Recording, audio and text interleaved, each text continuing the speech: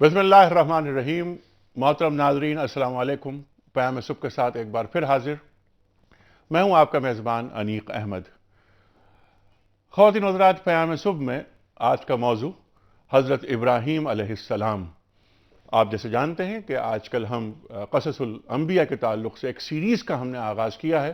پہلا پروگرام ہم نے پیش کیا حضرت آدم علیہ السلام پر، پھر حضرت نوح علیہ السلام پر، پھر حضرت ادریس علیہ السلام پر، حضرت صالح علیہ السلام پر اور حضرت ہود علیہ السلام پر ہم پروگرام پیش کر چکے ہیں، جو سب دنیا نیوز کی ویب سائٹ پر موجود ہیں۔ خواتین و حضرات، آج ہم پروگرام شروع کر رہے ہیں حضرت ابراہیم علیہ السلام کے موضوع پر۔ محترم ناظرین، تقریباً 2100 قبل مسیح کا زمانہ ہے۔ عراق کا شہر حضرت ابراہیم علیہ السلام پیدا ہوئے۔ شہر میں حضرت ابراہیم علیہ السلام پیدا ہوتے ہیں۔ یہ وہ شہر ہے کہ جس کی آبادی تقریباً 2.5 لاکھ تھی۔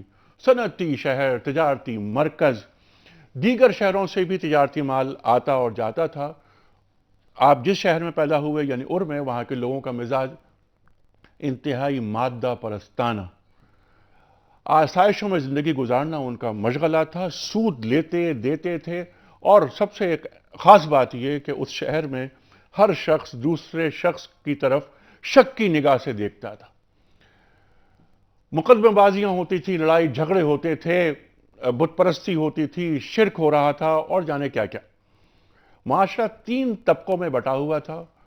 امیلو وہ لوگ تھے جو اونچے طبقے کے لوگ تھے، جن میں پجاری بھی شامل تھے، حکومت کے اعلیٰ عہدیدار بھی شامل تھے اور فوجی افسر بھی شامل تھے۔ دوسرا جو طبقہ تھا وہ تھا شکینو، یہ صنعت کار لوگ تھے، تاجر لوگ تھے اور زراعت پیشہ لوگ تھے۔ تیسرا جو طبقہ تھا وہاں میں وہ تھا اردو۔ یہ وہ طبقہ خواتین و حضرات کے جس میں جو غلام تھے۔ خواتین و حضرات، حضرت ابراہیم علیہ السلام کا تعلق سب سے اعلیٰ درجے سے، آپ کے والد ریاستی عہدیدار تھے، بہت بڑا عہدہ آپ رکھتے تھے۔ خواتین و حضرات، آپ کے عہد میں جو بادشاہ اس کا جو عہدہ یا جو ان کا لقب، وہ نمرود، جو پہلے نمو تھا، نمو بگڑ کے نمرود ہوا۔ یہ ذرا سا ایک ہسٹوریکل بیک گراؤنڈ تھا جو میں چاہ رہا تھا کہ میں آپ کو بتا سکوں کہ وہاں کیا کیا حالات تھے اور کس قسم کے وہاں پر افکار رائج تھے۔ خواتین و حضرات، آج ہم بات کریں گے تفصیلاً حضرت ابراہیم علیہ السلام کے موضوع پر۔ ایک بہت بڑی شخصیت، خواتین و حضرات، وہ مسلمان ہوں، ہمارے مسیحی بھائی ہوں یا یہود ہوں، اور حد تو یہ ہے کہ مشرکین وہ بھی حضرت ابراہیم علیہ السلام پر اپنا ایک دعویٰ رکھتے ہیں۔ کیا حضرت ابراہیم علیہ السلام بائنڈنگ فورس بن سکتے ہیں؟ حضرت ابراہیم علیہ السلام کی تعلیمات کیا ہیں؟ آپ کی پوری سوانح عمری، آپ کا عہد اور اس کے بعد آپ کا حج کا آغاز کرنا، بیت اللہ شریف کی تعمیر، ذبح عظیم، اور یعنی بہت بڑے بڑے موضوعات انشاءاللہ ہم کور کریں گے۔ لیکن اس وقت ہم چل رہے ہیں لاہور، جہاں منتظر ہیں ہمارے محترم قاری خالد عثمان علوی الازہری صاحب۔ آیات ربانی کی تلاوت سے ہم پیام صبح کا آغاز کرتے ہیں۔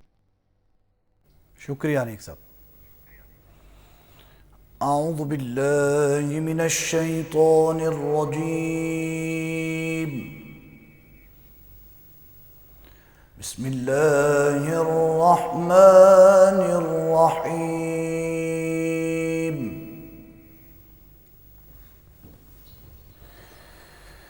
وَإِذِ ابْتَلَىٰ إِبْرَاهِيمَ رَبُّهُ بِكَلِمَاتٍ فَأَتَمَّهُنَّ قَالَ إِنِّي جَاعِلُكَ لِلنَّاسِ إِمَامًا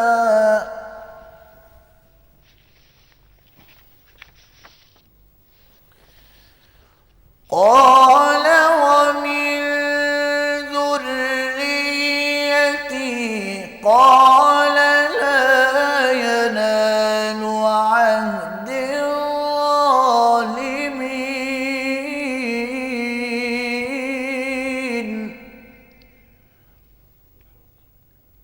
سبحان اللہ، سبحان اللہ۔ وَإِذْ جَعَلْنَا الْبَيْتَ مَثَابَةً لِلنَّاسِ وَأَمْنًا وَاتَّخِذُوا مِن مَّقَامِ إِبْرَاهِيمَ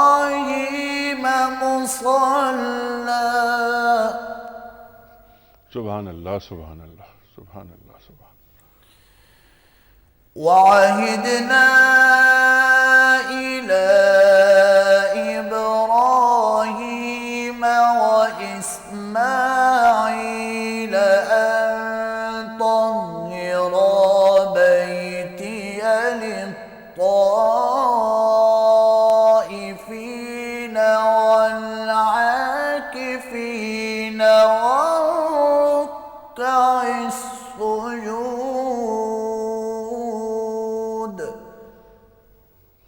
ماشاء اللہ صدق اللہ العظیم. ماشاء اللہ قاری صاحب، جزاک اللہ. خواتین حضرات، ان آیات کا ترجمہ اور حدیث رسول مقبول صلی اللہ علیہ وآلہ وسلم کے لیے ایک بار پھر لاہور چل رہے ہیں، جہاں منتظر ہیں ہمارے محترم محمد اسلم راؤ صاحب. آئیے ایک بار پھر لاہور چلتے ہیں. بہت شکریہ انیک صاحب، جزاک اللہ. شروع اللہ کے نام سے جو بڑا مہربان نہایت رحم والا ہے. اور جب پروردگار نے چند باتوں میں ابراہیم کی آزمائش کی تو وہ ان میں پورے اترے. خدا نے کہا کہ میں تم کو لوگوں کا پیشوا بناؤں گا. انہوں نے کہا کہ پروردگار میری اولاد میں سے بھی پیشوا بنائیو. خدا نے فرمایا کہ ہمارا قرار ظالموں کے لیے نہیں ہوا کرتا. اور جب ہم نے خانہ کعبہ کو لوگوں کے لیے جمع ہونے اور امن پانے کی جگہ مقرر کیا اور حکم دیا کہ جس مقام پر ابراہیم اور اسماعیل کو کہا کہ طواف کرنے والوں اور اعتکاف کرنے والوں اور رکوع کرنے والوں اور سجدہ کرنے والوں کے لیے میرے گھر کو پاک صاف رکھا کرو.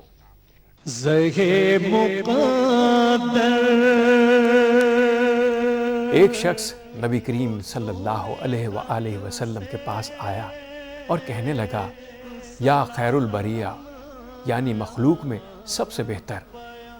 آپ صلی اللہ علیہ وآلہ وسلم نے فرمایا، یہ تو ابراہیم علیہ السلام ہے. سبحان اللہ سبحان اللہ. اور شکریہ اسلم راؤ صاحب. خواتین حضرات، تشریف فرما ہے محترم مفتی منیب الرحمان صاحب، ممتاز عالم دین، چیئرمین روت ہلال کمیٹی پاکستان. ان کے ساتھ تشریف فرما ہے محترم مولانا محمد اسد تھانوی صاحب. خواتین حضرات، سب آپ سے واقف ہیں، ہمارے ملک کا بہت مشہور اور مقبول نام. یہ سیریز جس کا آج ہم آغاز کر رہے ہیں، یعنی حضرت ابراہیم علیہ السلام کا موضوع، خواتین حضرات یہ بہت بڑا پروگرام، بہت اہم پروگرام، اور تسلسل کے ساتھ انشاءاللہ تعالی میرا خیال ہے کہ 3، 4 یا 5 دن یہ پروگرام جاری رہے گا. ہم اس وقت تک یہ پروگرام کرتے رہیں گے جب تک کہ ہم کم از کم کچھ جو بڑے بڑے نکات ہیں انہیں کور نہ کر لیں. اسی لیے ہم نے اپنے شہر کے 2 بہت اہم علماء اکرام کو یہاں زحمت دی تشریف لانے کی. مفتی منیب الرحمان صاحب، اسد تھانوی صاحب، آپ دونوں کا بہت شکر گزار میں. پروگرام کا آغاز مفتی صاحب میں آپ سے کر رہا ہوں. حضرت ابراہیم علیہ السلام، اس سے پہلے کہ ہم آگے بڑھیں اور پھر بڑے اس میں گہرائی میں جا کے باتیں کریں، یہ فرمائیے کہ آپ کی سوانح کیا ہے؟ ابراہیم علیہ السلام کہاں پیدا ہوئے؟ کون سا خاندان ہے؟ حضرت نوح علیہ السلام سے کوئی تعلق ہے؟ اور کیا کس انداز سے آپ رہے؟ اور آپ کے زمانے کے لوگوں کے عقائد کیا تھے؟ بسم اللہ الرحمن الرحیم. آپ کا اسم گرامی تو ابراہیم، ابراہام، براہیم، براہم مختلف مذکور ہوئے ہیں، اور معنویت کے اعتبار سے کہا گیا کہ یہ اب رحیم یا شفیق باپ کے معنی میں ہے. آپ نوح علیہ السلام کی نیچے کی طرف جائیں تو تقریباً 10ویں پشت میں سام بن نوح کی اولاد میں حضرت ابراہیم علیہ السلام آتے ہیں. جیسا کہ آپ نے شروع میں بتایا کہ عراق جو آج کل ہے، اس کا جو شہر ار تھا، جو ایک بندرگاہ یا ساحلی بستی تھی، شہر تھا اس زمانے کا متمدن اور جدید شہر، اس کے یہ رہنے والے تھے. اور اس کا جو طبقہ علیہ ہے اس سے ان کا تعلق تھا.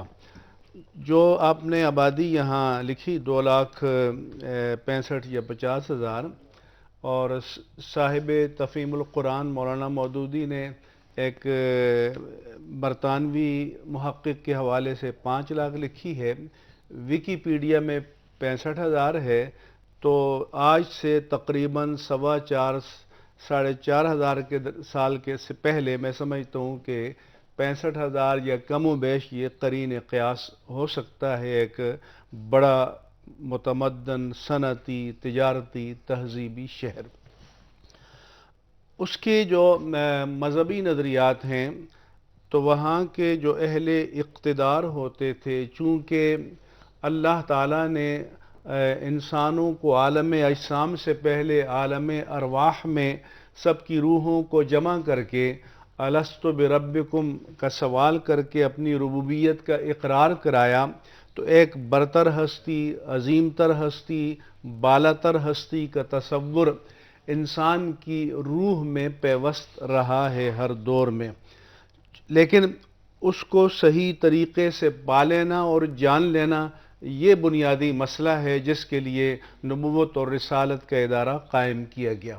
اب اس زمانے کے جو بادشاہ تھے تو وہ اپنی اقتدار کو قائم کرنے کے لیے مذہبی تقدیس کا سہارا لیتے تھے، اپنے آپ کو رب الارباب، رب العالمین، خالق السماوات والارض تو نہیں کہتے تھے، لیکن کم از کم اس کا مظہر یا اوتار اپنے آپ کو وہ بنا لیتے تھے اور ایک ایسا مذہبی طبقہ تیار کر لیتے تھے کہ جو ان کی اس الوہیت کے لیے لوگوں کو ذہنی اور فکری طور پر تیار کریں۔ لیکن یہ بات طے ہے کہ وہ توحید پرست نہیں تھے۔ نہیں، توحید پرست نہیں تھے اور مشرک تھے، اور ننو یا جو چاند دیوتا تھا تو وہ بادشاہ جو ہے اس کا اوتار مانا جا رہا تھا، اور ستاروں کی پوجا بھی کرتے اور ستاروں کی پوجا اس کے ضمن میں تھی۔ ارنمو اس کا نام تھا اور بعد میں عربی میں نمرود منتقل ہو کر یہ نام معروف ہوا۔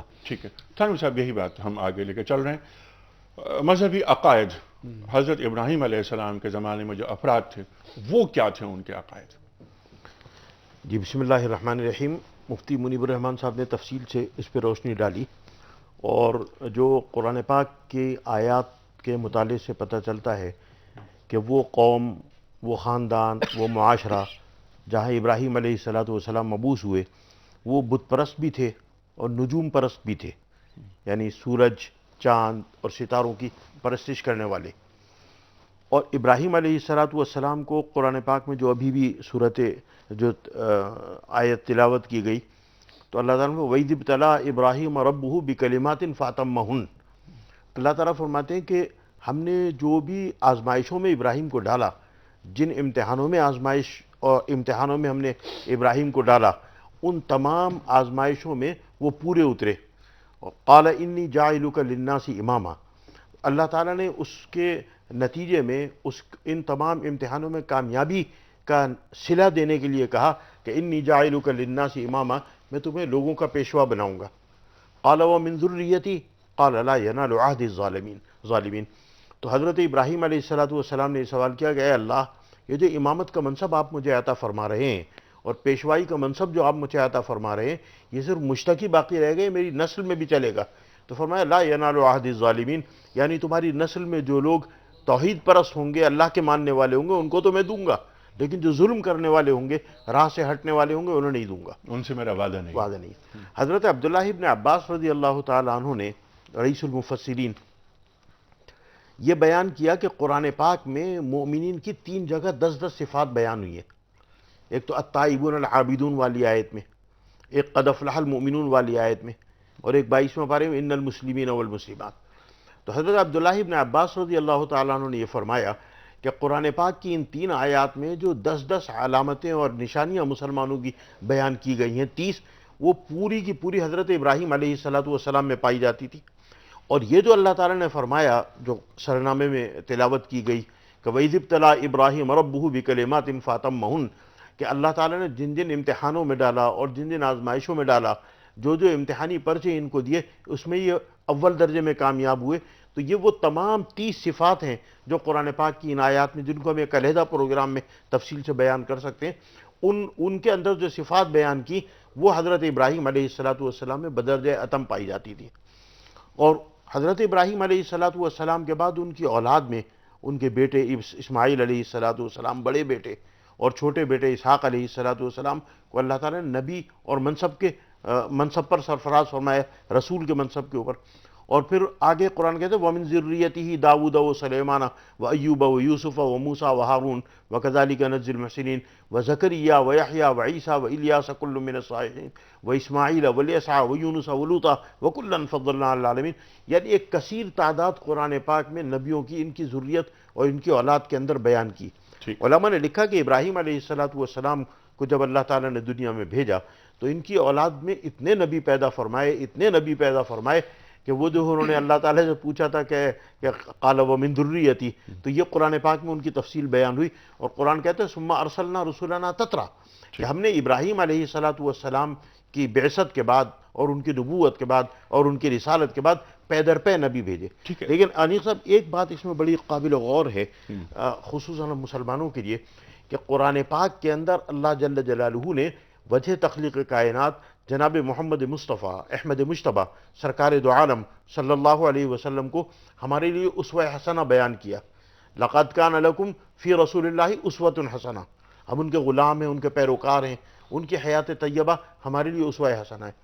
پھر قرآن پاک میں، پورے قرآن پاک میں آپ مطالعہ کریں تو اتنے 1.25 لاکھ نبی گزرے، 313 رسول گزرے، لیکن کسی اور کا تذکرہ اسوہ حسنہ کے طور پہ نہیں ہے ماں سوائے ابراہیم علیہ الصلوۃ والسلام اور ان کے اہل خانہ.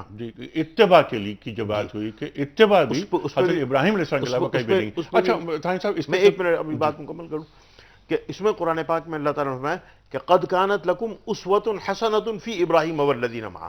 یعنی اللہ تعالیٰ فرماتے ہیں کہ جیسے جناب رسول اللہ صلی اللہ علیہ وسلم کی حیات طیبہ تمہارے لیے اسوہ حسنہ ہے، اسی طرح قد کانت لکم اسوۃ حسنۃ فی ابراہیم والذین معہ. اسی طرح ابراہیم علیہ الصلوۃ والسلام اور ان کی جلیل القدر اہلیہ مطہرہ اور ان کے جلیل القدر بیٹے اسماعیل علیہ السلام، ان کی حیات طیبہ میں اور ان کی زندگی میں بھی تمہارے لیے اسوہ حسنہ ہے.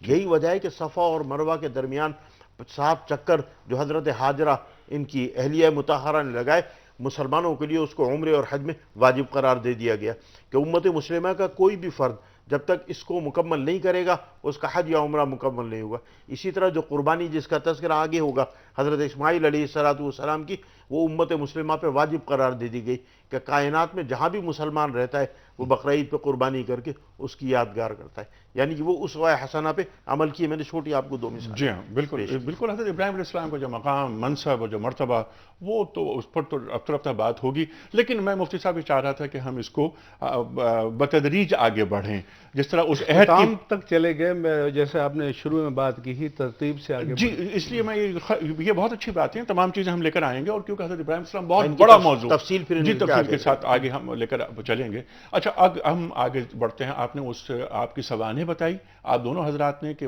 کیا کس خاندان سے آپ کا تعلق، کیا سلسلہ اور اس عہد کے لوگوں کے عقائد کیا تھے. حضرت ابراہیم علیہ السلام اب ستارہ دیکھتے ہیں وہ ڈوب جاتا ہے، چاند دیکھتے ہیں وہ ڈوب جاتا ہے. وہ جو سوالات ہیں جو قرآن کریم بیان کر رہا ہے وہ کیا ہے مفتی صاحب؟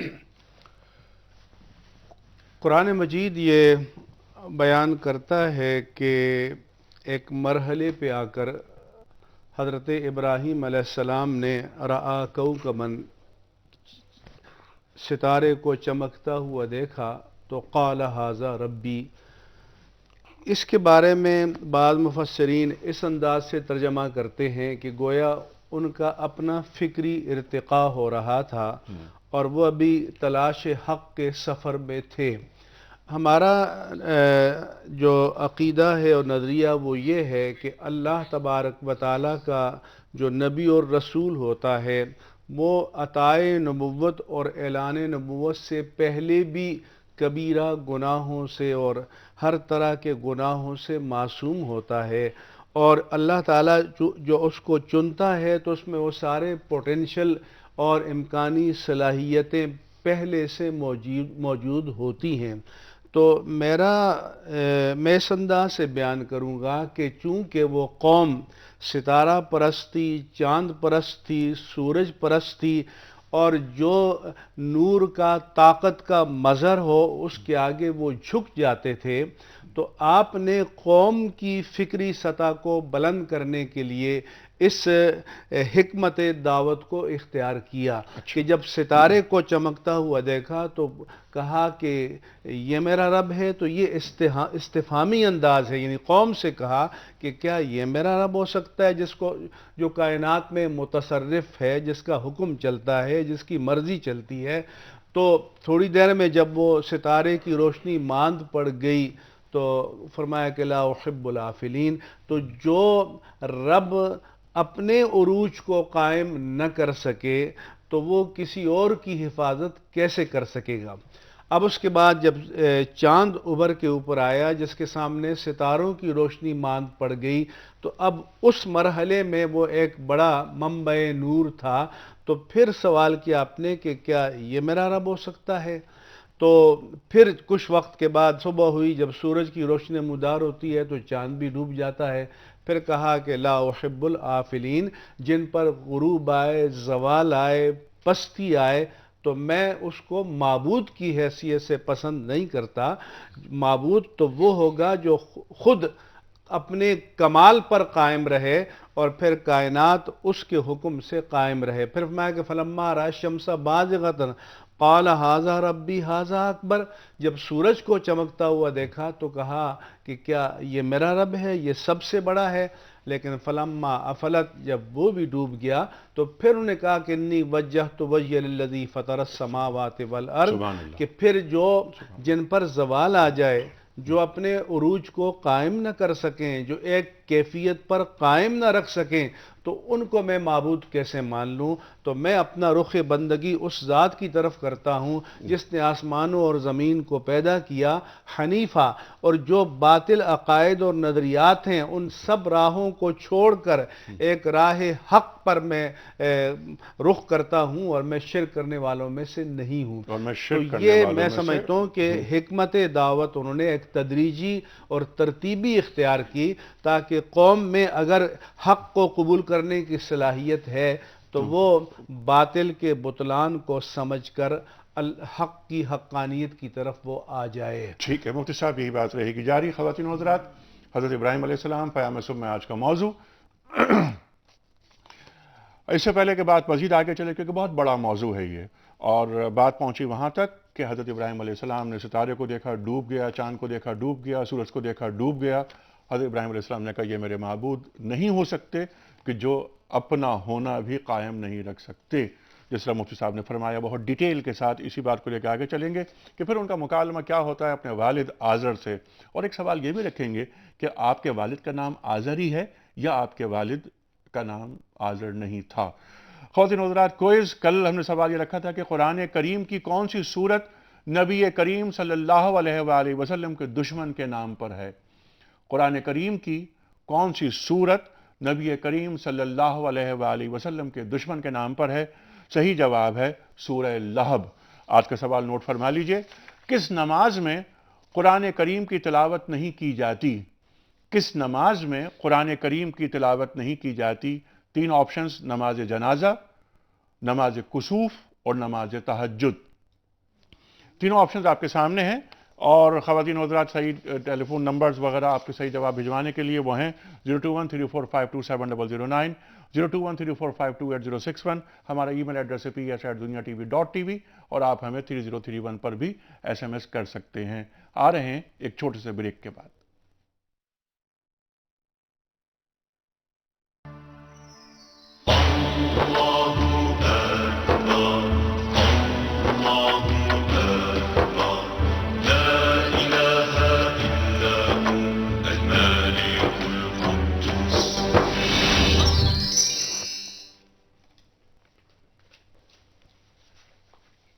ویلکم بیک خواتین و حضرات، پیام صبح میں ایک بار پھر خوش آمدید۔ تشریف فرمائے محترم مفتی منیب الرحمان صاحب اور محترم مولانا محمد اسد تھانوی صاحب۔ خواتین و حضرات، قصص الانبیاء کی یہ سیریز جس کا ہم نے آغاز کیا تھا کوئی 10 دن قبل، بہت سارے انبیاء کے بارے میں گفتگو ہم کر چکے ہیں۔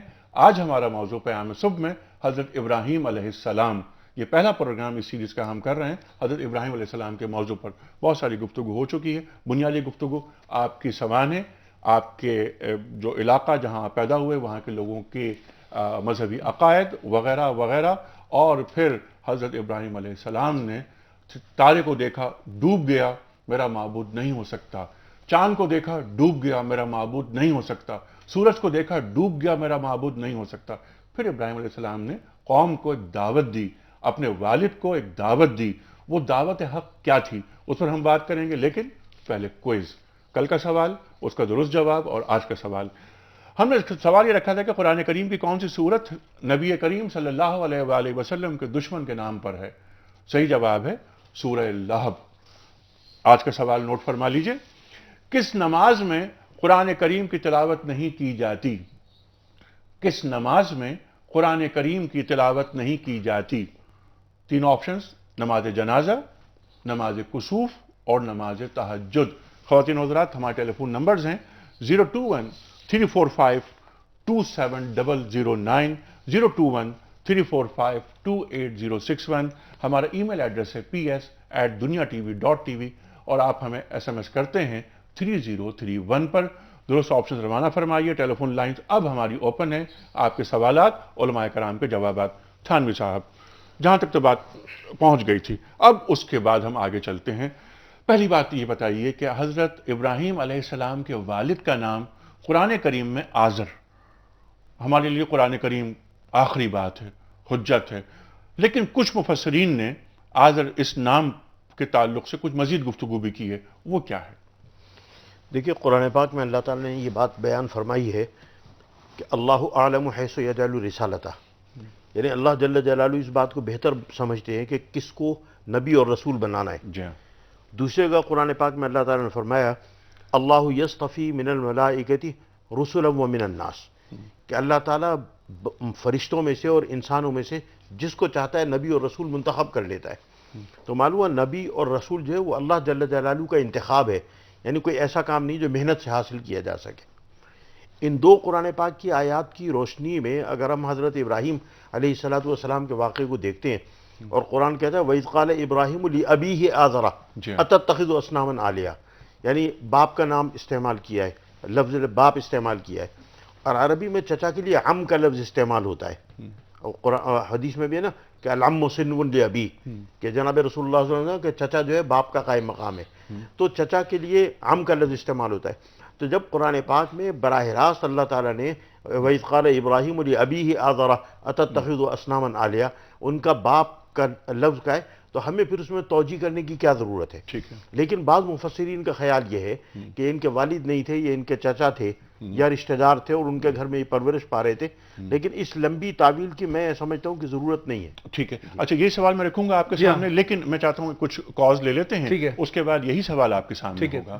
جی السلام علیکم۔ وعلیکم السلام سر، یہ موضوع تو بہت وسیع ہے اور ہمہ گیر ہے۔ جی اس وقت دو سوال رکھتے ہیں، محفوظ سوال ہے۔ جی اگر حضرت ابراہیم علیہ السلام کو، جیسا کہ آپ اکثر پروگراموں میں بائنڈنگ فورس کا ذکر کرتے جی ہیں، جی بائنڈنگ فورس یا جوڑنے والی قوت جی مان لیا جائے، تو پھر کیا وجہ ہے کہ ابو جہل، ابو لہب اور ابو طالب وغیرہ جن کے بارے میں ایسا ذکر کیا جاتا ہے کہ وہ دین ابراہیمی پر تھے، تو وہ کیوں تکمیل دین نہیں کر سکے؟ کیا ان سب شخصیات کی قبائلی رونق انہیں تکمیل دین سے روکتی رہی کہ محمد صلی اللہ علیہ وسلم خاندانی رشتہ کے اعتبار سے ان سے چھوٹے ہیں، یا پھر وہی قرآن کی صداقت کو کافی سمجھ لیا جائے کہ ہدایت دینا اللہ کا کام ہے، یا پھر اکثر حملہ مسلمون اور اکثر حملہ جرمون؟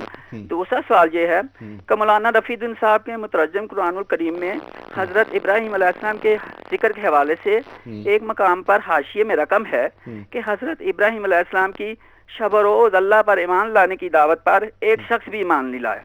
آپ سے وضاحت مطلوب ہے کہ بعد میں پھر وہ اقوام کس طرح دین ابراہیم پر عمل پیرا ہوئی، یا دین ابراہیم کی طرف کیوں مائل ہوئی، کس طرح مائل ہوئی، اور صاحبین کیوں کہا جاتا ہے انہیں؟ اچھا، انہیں صاحبین کیوں، ستارہ پرست کیوں کہا جاتا ہے؟ اچھا مفتی صاحب، پہلے وہی سوال، والد۔ جی ہاں، قرآن مجید میں کہ قال ابراہیم لأبیہ آزرا، قرآن مجید میں بھی مجازات ہیں، اور مجازات جو ہیں یہ فصاحت و بلاغت کا حصہ ہیں، اس کے خلاف نہیں ہیں۔ جو حدیث انہوں نے بتائی کہ العم سن و ابی، چچا باپ کے قائم مقام ہوتا ہے، یہ اس کے معنی ہے، تو چچا کو بھی باپ کہا جاتا ہے۔ اس لیے مفسرین نے، جن میں مولانا ادریس کاندلوی اور مولانا مفتی محمد شفیع صاحب نے بھی لیا ہے، علامہ غلام رسول سعیدی نے لیا ہے، پیر کرم شاہ الازہری نے لیا ہے، اور مفتی احمد یار خان نعیمی نے لیا ہے، جتنے مفسرین اور قدیم مفسرین نے بھی، کہ آپ کا والد حقیقی طارح تھا اور یہ آپ کے چچا تھے، اور چچا کو باپ کہا جا سکتا ہے، اور قرآن مجید میں بھی کہا گیا ہے۔ چنانچہ قرآن مجید کی آیت ہے کہ ام کنتم شہداء اذ حضر یعقوب الموت اذ قال لبنیہ، کیا تم اس وقت موجود تھے جب یعقوب کے وصال کا وقت آیا، انہوں نے اپنے بیٹوں سے کہا کہ ما تعبدون من بعدی، تم میرے بعد کس کی عبادت کرو گے؟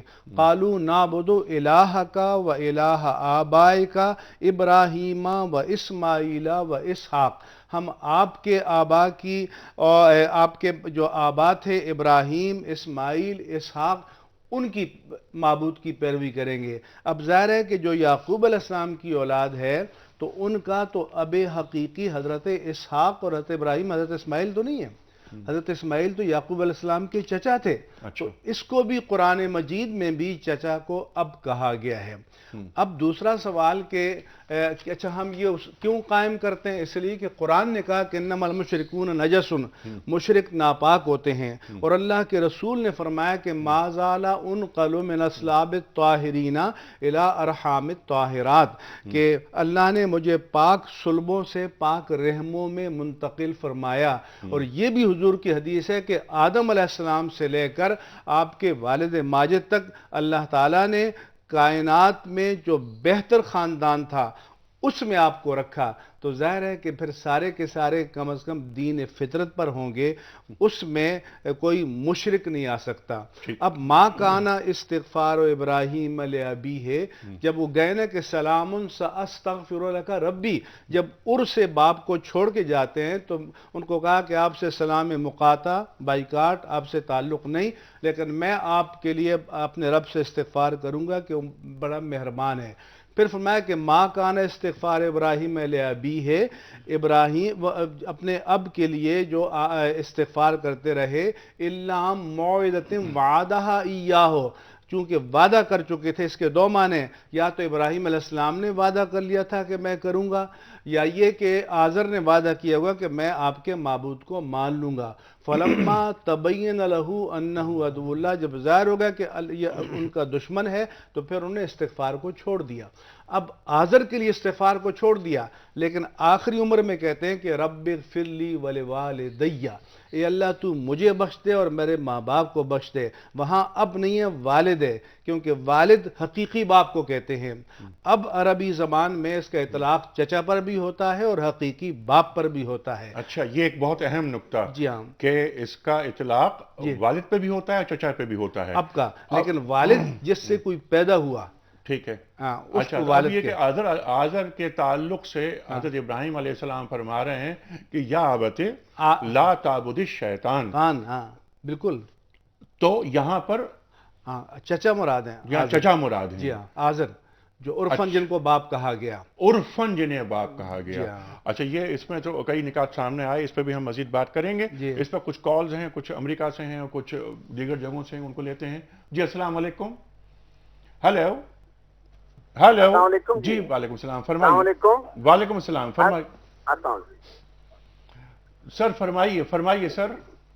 اچھا، ایسا ہے جی کہ ابراہیم علیہ السلام کو جی نبوت تو ملی تھی نا، اس کے بعد امامت دی گئی تحفے میں امتحان دینے کے بعد، جی ٹھیک ہے جی تو یہ جو امام اللہ رب العزت نے منتخب کیے، جیسے کہ ہم کہتے ہیں کہ 12 امام بھی ہیں، تو یہ کیا تھا؟ یہ اس پہ کیوں نہیں یہ بات کرتے؟ یہ 4 امام الگ الگ بنا لیتے ہیں اور انہوں نے 4 سکہ ان کی الگ الگ بن گئی، تو یہ کیا وجہ ہے؟ اچھا ٹھیک اب وہ ہے۔ 12 ہیں تو ان کی ایک ہی بات ہے، یہ 4 ہیں تو چاروں میں مختلف بات ہے، اس پہ تھوڑی سی روشنی ڈالیے گا۔ امامت کیا ہوتی ہے؟ ہاں، امامت کیا ہوتی ہے، یہ سوال بہت اچھا ہے کہ امامت کیا ہوتی ہے، اس کو ہم کر لیتے ہیں اور آگے باقی چل کر بات کر لیں۔ ہاں آگے چل کے بات کریں گے۔ جی اگلی کال لیتے ہیں۔ جی السلام علیکم۔ ہیلو جی السلام علیکم۔ السلام علیکم، مسرور بول رہا ہوں میں نیو یارک سے۔ جی مسعود صاحب۔ میرا سوال یہ ہے کہ ایک حضرت ابراہیم علیہ السلام کی آج جب بات کرتے ہیں ان کے متعلق تو ظاہر ہے حضرت لوط علیہ السلام کا بھی ذکر آ جاتا ہے جی ان کے تو بھتیجے جو سفر کیا تھا تو ایک جو سودم اور غبارہ کا جو وہ انسیڈنٹ ہوا تھا اس میں ظاہر ہے حضرت لوط علیہ السلام اپنی بیٹیوں کے ساتھ جو ہے تو وہ چلے گئے تھے، وہ ایک غار کا بھی ذکر آتا ہے، وہ اس پہ تھوڑا سا ایمفیسائز کریں، کلیریفائی کریں، اس لیے کہ مغربی دنیا میں جو ہے اس میں کافی جو ہے وہ کانفلکٹس پائے جاتے ہیں، اسلام سے نہیں ملتے وہ۔ اچھا وہ جو واقعہ ہے کہ ان کی بیوی نے جو ہے پیچھے مڑ کے دیکھ لیا جب پورا جو ہے وہ مطلب وہ ہو گیا، سب کچھ فنا ہو گیا، تو انہوں نے وہ اس کی بن گئی نمک کی، اور وہ جو سارے انسیڈنٹس ہیں کیسے آپ اسلام کے ساتھ کیسے ملا سکتے ہیں یہ جو مغربی دنیا کے جو کانسیپٹ یہ آگے آئے گا، یہ آگے چل کے بات کریں گے اس پر۔ اچھا اب مفتی صاحب یہاں جو بات، بلکہ مزید کوئی بات تو نہیں کہنا چاہیں گے آپ؟ ٹھیک، اچھا اب جو سوال آئے تھے میں سمجھ رہا ہوں پہلے اس کو لے لیتے ہیں۔ پہلا سوال یہ آیا تھا کہ حضرت ابراہیم کی شب و روز کی دعوت پر ایک شخص بھی ایمان نہیں لایا، اتنی محنت کی آپ نے، تو اس تعلق سے کیا فرمائیں گے آپ؟ ان کی جو اہلیہ حضرت حاجرہ علیہ السلام ایمان لائیں، حضرت لوط علیہ السلام ایمان لائے، اور وہ جو تذکرہ ہے کہ حضرت حاجرہ کو انہوں نے کہا، حضرت سارہ کو اپنی بہن کہا، جو 3 باتوں کے اندر ایک آتا ہے، تو اس میں بھی یہ بات ہے کہ وہ ایمانی بہن، یعنی وہ ایمان لا چکی تھی۔ اور یہ ہو سکتا ہے کہ ابراہیم علیہ السلام کے ابتدائی زمانے میں اور ابتدائی دعوت کے زمانے میں لوگ مومن اور مسلمان نہ ہوئے ہو، لیکن ابراہیم علیہ السلام کی عمر کافی ہوئی ہے۔ حضرت اسماعیل علیہ السلام جو پیدا ہوئے ہیں پہلے بیٹے، وہ شاید 89 برس کی عمر میں ہوئے، اور اسحاق علیہ السلام جو دوسرے بیٹے پیدا ہوئے وہ بھی تقریباً 101 برس کی عمر میں پیدا ہوئے۔ کتاب پیدائش میں بھی یہ پوری تفصیل موجود ہے۔ تو یقیناً بعد کے زمانے کے لوگوں کے بعد کا جو زمانہ ہے ابراہیم علیہ السلام کا، اس میں لوگ یقیناً مومن اور مسلمان ہوئے ہوں گے۔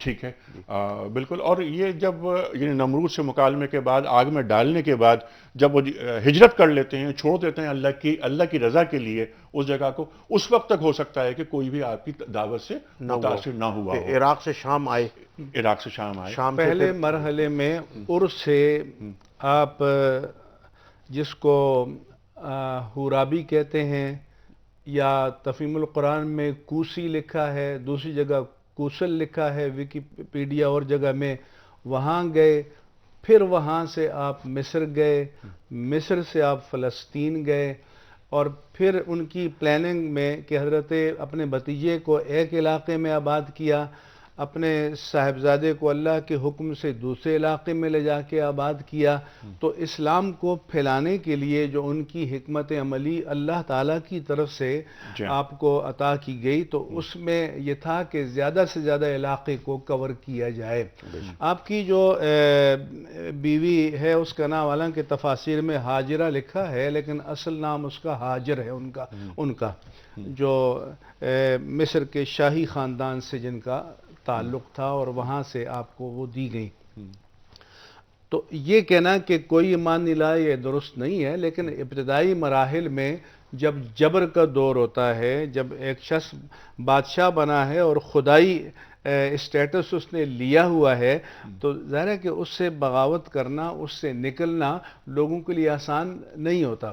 اگرچہ وہ دلائل کو وہ لوگوں کے ذہن میں اثر کرتے ہیں، حقانیت اثر کرتی ہے، لیکن روایتی طور پر وہ سمجھتے ہیں کہ یہی ہماری جان و مال کا مالک ہے، تو اس سے نکلنا مشکل ہوتا ہے۔ اسی لیے ابراہیم علیہ السلام اپنی قوم کو اور خاندان کو چھوڑ کر وہاں سے سے باہر نکلے تاکہ اللہ کے پیغام کو باہر پہنچائیں۔ تو انبیاء نے ہجرت ہی اسی لیے کی ہے کہ جو سرزمین قبول حق کے لیے سازگار نہ ہو، تو پھر اس طرف جاؤ کہ جہاں کوئی ایسے لوگ ملیں کہ جو حق کے پیغام کو قبول کریں، اور اس لیے انبیاء کرام سفر کرتے رہے ہیں۔ ٹھیک ہے، تھانوی صاحب یہ جو سوال آیا تھا کہ امامت حضرت ابراہیم علیہ السلام کو دی گئی، آپ کو نوازا گیا، سرفراز کیا گیا، امامت سے کیا مراد ہے؟ دیکھیں یہاں امام سے مراد ہے نبوت، انی جاعلک للناس اماما قال ومن ذریتی، پھر ان کی اولاد میں پیدر پہ بہت زیادہ نبی آئے، اور قرآن پاک میں اور بھی 2-3 جگہ جہاں امامت کا تذکرہ آیا ہے، امت یہدون بامرنا، اور تو وہ نبی اور رسول، قرآن پاک کی کئی آیات ہیں جس پہ لمبی بات ہو جائے گی، جس میں امامت کا تذکرہ ہے، تو وہاں نبی، امامت سے نبوت مراد ہے، اور امام جو ہے نبی کو امام کہا گیا ہے، اور حضرت اسحاق علیہ السلام وغیرہ کے تذکرے میں بھی اللہ تعالیٰ نے قرآن پاک میں ائمہ کا لفظ استعمال کیا ہے، وَجَعَلْنَاهُمْ أَئِمَّةً يَهْدُونَ، تو پیچھے سے نبیوں کا تذکرہ آ رہا ہے، اس نبیوں کا نام لے کے قرآن پاک کہتے ہیں وَجَعَلْنَاهُمْ أَئِمَّةً يَهْدُونَ بِأَمْرِنَا وَأَوْحَيْنَا إِلَيْهِمْ فِعْلَ الْخَيْرَاتِ وَإِقَامَ الصَّلَاةِ وَإِيتَاءَ الزَّكَاةِ، وہی تو نبیوں کو ہی کی جاتی ہے، تو اور پیچھے نبیوں کا تذکرہ ہے پوری آیت کے اندر، تو یہاں اور بھی قرآن پاک کی کئی آیات ہیں، تو قرآن پاک میں جہاں لفظ امامت استعمال کیا ہے وہاں وہ نبیوں اور رسولوں کے لیے استعمال ہوا ہے۔ اسلام میں اور اہل سنت والجماعت میں بھی اس طرح نبیوں کے علاوہ امامت کا کوئی تصور نہیں ہے۔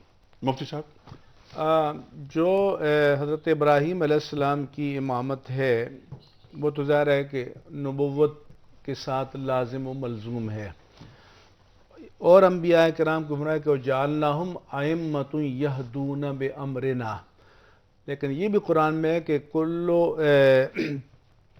اناس یدون بأئمتہم، کہ لوگ اپنے اماموں کے ساتھ آئیں گے، تو اگر اس کو عمومی معنی میں لیا جائے تو اس کے معنی پیشوا کے ہیں، مقتدا کے ہیں، رہنما کے ہیں، لیکن جب نبی کے ساتھ ہوگا تو پھر وہ امامت نبوت ہی مراد ہوگی، امامت رسالت ہی مراد ہوگی۔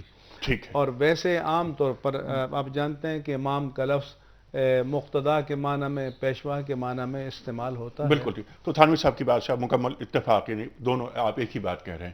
اچھا، اب میرا سوال یہ ہے کہ ہم آ جاتے ہیں اپنی اسی بات پہ جہاں بات رکی تھی ہماری۔ حضرت ابراہیم علیہ السلام دعوت دینا شروع کرتے ہیں اپنے والد یا چچا، جو بھی آپ فرما رہے ہیں کہ آزر کو، جی، تو آزر سے جو مکالمہ ہوا آپ کا وہ کیا ہوا؟ آزر سے مکالمہ جو قرآن مجید میں ہے اور بیان کیا گیا ہے وہ یہ ہے کہ اس قال ابراہیم لأبیہ آزر اتتخذ اصناما آلہہ انی اراک وقومک فی ضلال مبین۔ ایک تو یہ سورہ الانعام میں کہ ابراہیم علیہ السلام نے اپنے باپ، عرفی باپ آزر سے کہا کہ آپ بتوں کو معبود بنا رہے ہیں، میں آپ کو اور آپ کی قوم کو کھلی ہوئی گمراہی میں دیکھ رہا ہوں۔ پھر قرآن کہتا ہے سورہ مریم میں کہ وَاذْكُرْ فِي الْكِتَابِ ابراہیم اِنَّهُ كَانَ صِدِّيقًا نَبِيًّا، کہ وہ صدیق نبی تھے۔ اِذْ قَالَ لِأَبِيهِ یا ابت لم تعبد ما لا یسمع ولا یبصر ولا یغنی عنک شیئا، آپ ایسے خداؤں کی پوجا کیوں کرتے ہیں جو دیکھ نہیں سکتے، جو سن نہیں سکتے، مشکل میں تمہارے کسی کام نہیں آ سکتے، بلکہ ان پر افتاد آ جائے تو خود اپنے آپ کو بچا نہیں سکتے۔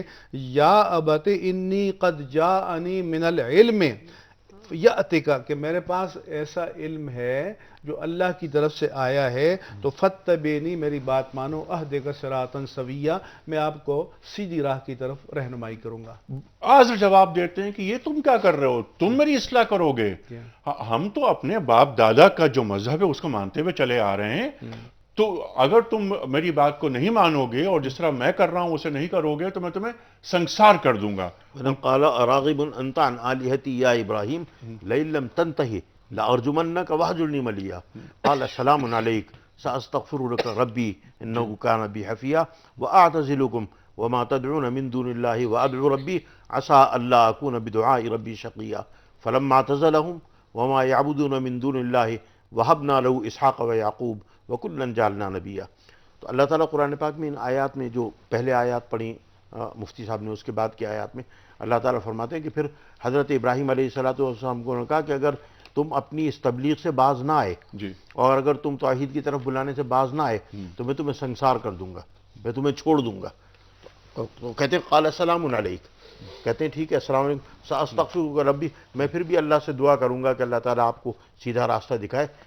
انہ کان واعتزلکم وما تدعون من دون اللہ، اور میں تمہیں اور جن اللہ کے علاوہ معبودان باطلہ کی تم پرستش کرتے ہو میں ان کو ترک کر کے جا رہا ہوں۔ وادعو ربی، اور میں اپنے رب کو پکارتا ہوں، عسى اللہ اکون بدعاء ربی شقیہ۔ پھر قرآن کہتا ہے فلما اعتزلهم جب انہوں نے اپنی برادری کو، اپنی بستی کو، اپنے خاندان کو، اپنے باپ یا چچا کو چھوڑ دیا. وما یعبدون من دون اللہ وہبنا لہ اسحاق و یعقوب، تو ہم نے ان کو اسحاق اور یعقوب یعنی بیٹا اور پوتا دونوں عطا فرمائے. جی ہاں جی وَكُلًّا جَعَلْنَا نَبِيًّا، دونوں کو ہم نے نبی بنایا. جی، اور اس کے بعد وَجَعَلْنَا لَهُم یعقوب. مِّن رَحْمَتِنَا وَجَعَلْنَا لَهُم لِسَانَ صِدْقٍ عَلِيًّا، پھر ان کی تعریف میں آیا. بالکل ٹھیک ہے. تھانوی صاحب یہ بہت اہم نقطے پر ہم یہاں پہنچ گئے ہیں، اور اسی بات کو ہم لے کر آگے چلیں گے. کل بھی آپ دونوں حضرات تشریف فرما ہوں گے ہمارے ساتھ، بلکہ خواتین حضرات کل ہی نہیں بلکہ جب تک حضرت ابراہیم علیہ السلام کے موضوع پہ ہماری بات چلتی رہے گی، آپ دونوں حضرات سے ہماری درخواست ہے کہ آپ تشریف لاتے رہیں، اور جہاں سلسلہ کلام ٹوٹے گا ہم وہیں سے اس بات کو لے کے آگے چلیں گے. آج بات یہاں ختم ہو رہی ہے، لیکن ایک بہت اہم بات، ایک اہم نقطہ جو ابھی آپ نے بیان کیا، قرآن کریم کی آیت ابراہیم علیہ السلام کے تعلق سے، جب ان کے والد یا چچا آزر نے یہ کہا کہ تم ہمیں ہماری جو معبود ہیں ان سے ہٹا رہے ہو، اب توحید کا پیغام دے رہے ہو، تو اگر تم باز نہیں آئے تو میں تمہیں سنسار کر دوں گا. ابراہیم علیہ السلام نے انہیں سلام کیا اور ان کی مغفرت کی دعا کی اور چلے گئے. ملک چھوڑ دیا، بیوی کو ساتھ لیا اور بھتیجے کو ساتھ لیا جن کا نام ہے لوط علیہ السلام. خواتین و حضرات، کیا ایک مشرک باپ یا چچا آزر، اس کی مغفرت کی دعا ہو سکتی ہے؟ قرآن کریم کیا فرماتا ہے؟ یہ بات ہم رکھیں گے کل، اور یہیں سے بات آگے چلے گی کہ جب آپ چلے جاتے ہیں، بلکہ اس سے پہلے نمرود سے آپ کا مکالمہ ہوتا ہے. اس سے پہلے یہ ہوتا ہے کہ آپ کو آگ میں ڈالا جاتا ہے، اور قرآن کریم کی یہ آیت آتی ہے سامنے، قلنا یا نار کونی بردوں وسلاما علی ابراہیم، کہ اے آگ ٹھنڈی ہو جا، سلامتی بن جا ابراہیم علیہ السلام پر. یہیں سے بات کل آگے بڑھائیں گے. اس وقت میں تھانوی صاحب آپ سے گزارش کروں گا ایک پرچی آپ نکال دیں تاکہ اس خوش نصیب کے نام کا اعلان کریں، مفتی منیب الرحمان صاحب، جن کی خدمت میں دنیا ٹی وی کی جانب سے کوئز کا صحیح جواب دینے کے سلے میں گفٹ ہیمپر جو مشتمل ہے کتابوں پر وہ روانہ کیا جا رہا ہے. مریم ذوالفقار بہاولپور. مریم ذوالفقار صاحبہ بہاولپور سے. مریم صاحبہ آپ کو بہت مبارک ہو. خواتین و حضرات، یہ سلسلہ جو ہے انبیاء کی سوانح، آپ کی تعلیمات، آپ کی کوششیں، آپ کے پیغام، آپ کی ابتلائیں، آپ کی مصیبتیں، کہ کس کے لیے انبیاء تشریف لائے؟ انسانیت کے سدھار کے لیے. اور وہ سلسلہ جو ہم شروع کر رہے ہیں، حضرت ابراہیم علیہ السلام، آپ کے دو بیٹے اسحاق اور اسماعیل. حضرت اسحاق سے سلسلہ چلتا رہا بنی اسرائیل، اور حضرت عیسیٰ تک رہتا ہے سلسلہ. حضرت اسماعیل کے بعد سرکار دو عالم صلی اللہ علیہ وآلہ وسلم تشریف لاتے ہیں، اور جب بیت اللہ کی دیواریں بلند ہوتی ہیں تو دعا مانگی جا رہی ہے کہ اے اللہ انہی میں سے رسول پیدا کر، جو کیا کرے کہ یتلو علیہم آیاتہ ویزکیہم، جو ان کا آیات کی تلاوت کرے، جو تزکیہ کرے، جو کتاب و حکمت کی تعلیم دے. خواتین و حضرات، حضرت ابراہیم کی دعا پوری ہوئی، حضرت اسماعیل کی دعا پوری ہوئی، اور محمد مصطفیٰ تشریف لائے صلی اللہ علیہ وسلم. کل تک کے لیے اجازت، خدا حافظ.